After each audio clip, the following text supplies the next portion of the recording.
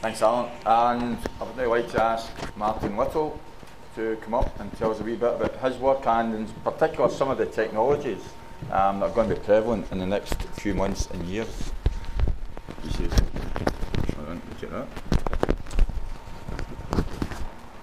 At the end of the week, I'll have that. Do some skipping. Morning, everyone. Martin Little from LPL Telecom. Everyone here today will have a different variation of what social media actually is. There is a popular definition though, and that's the use of new technology to interact with others. Now, you'll all be familiar with the common tools that have been mentioned already today: LinkedIn, Facebook, Twitter, etc. There'll be millions of people this week telling you about those subjects and how you can possibly make them more effective for your business. So I'm not going to touch on that. And actually, I didn't update Jackie either. When we were talking about this, we're going to talk about future technologies and what they can do. But then when I was thinking about it, there's technologies out there already, which in my opinion are still being underused. And they're out there, you can get them today, they're pretty easy to implement and they're pretty cost effective as well. So I just thought I'd touch on two of them and remind you that they're there and give you a couple of applications that they could possibly be used for. And it's all geared towards interacting with your customers and possibly gaining more customers and making your business a bit more streamlined. The first one of those is good old Bluetooth.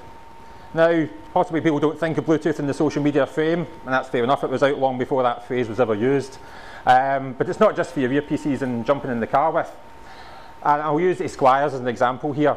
Here we have a coffee shop on the corner of a busy street, straight across from a busy station.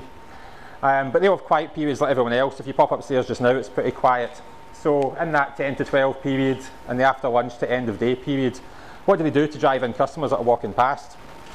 You could do something like Groupon, you could do something on the website, but that all depends on people looking beforehand. If you've got a Bluetooth transmitter out there, you can go up to maybe 50 metres range, switch it on at 10 o'clock, pop in now, buy a coffee and get a free half-price tea cake, or any of those things in the afternoon, half-price sandwiches so they don't go to waste at the end of the afternoon.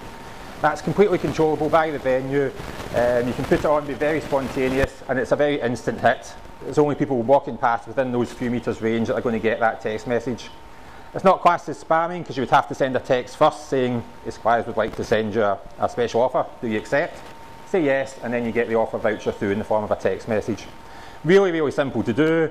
100 quid for the unit itself. Really easy to set up and can be managed by the staff during the day depending what they've got excess supplies of. So that's one simple use of Bluetooth. Again, that's ideal if you do exhibitions a lot.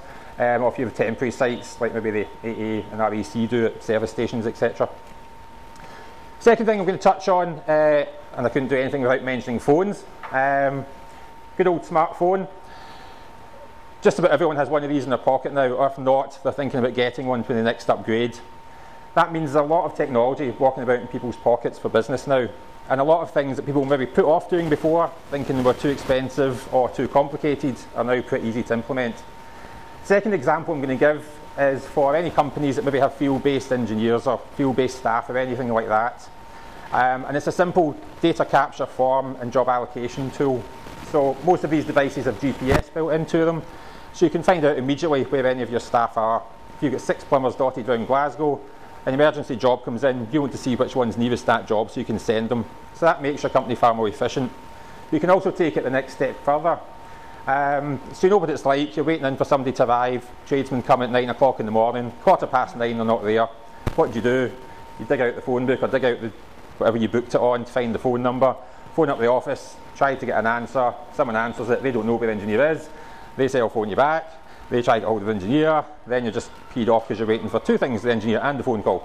Why not, when you get the call booked in the first place, do they give you a user ID for their website, and you can log in straight away and you can see where the engineers are. So rather than phone them up and go through all that hassle, log in at 9 o'clock or log in at 8:30, you can see, oh, there he is, he's heading towards me, that's his first job of the day, fantastic. If he's held up on the M8, you can see he's held up on the M8, so you're not going to bother phoning, you know he's stuck in traffic.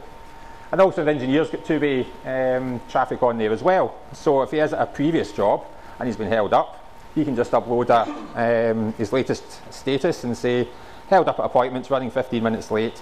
Somebody logs into the web, they can see that straight away and there's no need to phone and get worried about it. And that's very easy and very cost effective to implement.